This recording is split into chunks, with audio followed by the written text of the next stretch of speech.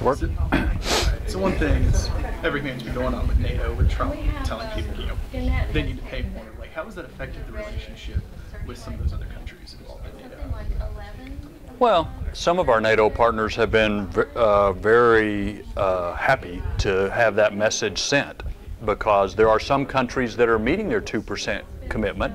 Not all of them are. And so the countries who are meeting the commitment are kind of glad to have somebody else encouraging the others to live up to what they said they were going to. But the rest story is we're on track. This year, I think there will be 8 countries that meet that commitment, and most of them will be there in the time they set, which is in the early 2020s. So we're on a good track.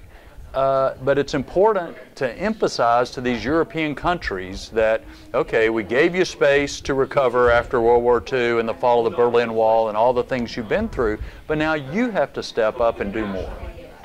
And obviously that has damaged, some countries aren't happy with this message. Yeah, well, I'm sure there's a few. No, and it is true that the way the president goes about encouraging these countries is not the way these folks are used to hearing a U.S. president talk. I think the point is a good one.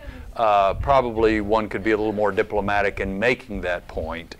But the even bigger point is NATO continues to be the most successful alliance in the history of the world. It has a very valuable role going forward and can be stronger than ever, but it needs everybody to pull their weight. So you don't see that having any kind of long-term negative effects? No, I don't think so.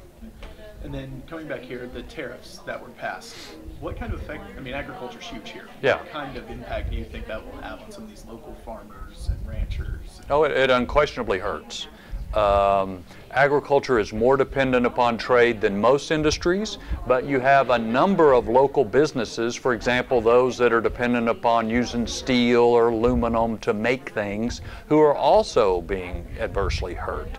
So it's has the potential to be very damaging. It's already started to hurt. I hope that the agreement the president reached with the EU president will bear fruit, and that a lot of these tariffs on both sides go away, and then we can all then focus on the real culprit when it comes to international trade, and that's China. That's a legitimate complaint where everybody needs to be together to change China's behavior. So there is hope that these tariffs will be kind of more short-term than long-term, and everyone will get back to how things were. I think it was a big deal that the EU president agreed to allow some soybeans to begin, American soybeans, to go into Europe, because before they have resisted any commodity going to Europe that had some sort of genetically modified component to it. So this could be the camel's nose under the tent, if you will, but it needs to expand and it needs to be resolved relatively quickly, because there are reports already, for example, of beef and other meats that are stacking up in warehouses because our exports are down around the world.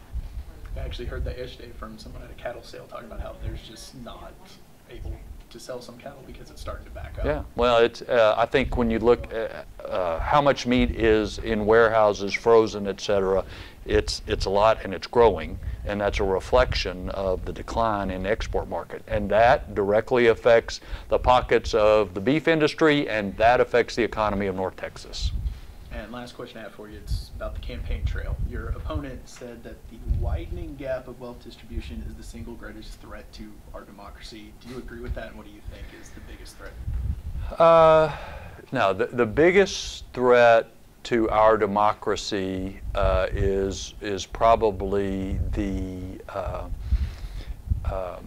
attitudes of Americans ourselves. We take it for granted. We don't do well enough in educating our children what it takes to be a citizen, to live in a democracy, what's expected of them, how there will be differences of opinions, and you have to be able to discuss those opinions without being personally insulting and so forth. So I don't worry so much about external actors, Russian interference, or even the Chinese and what they're doing.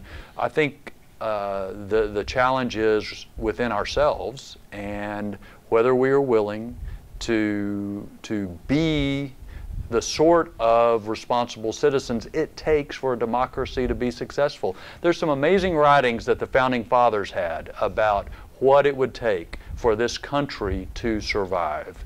And maybe going back and studying some of that would be a good thing.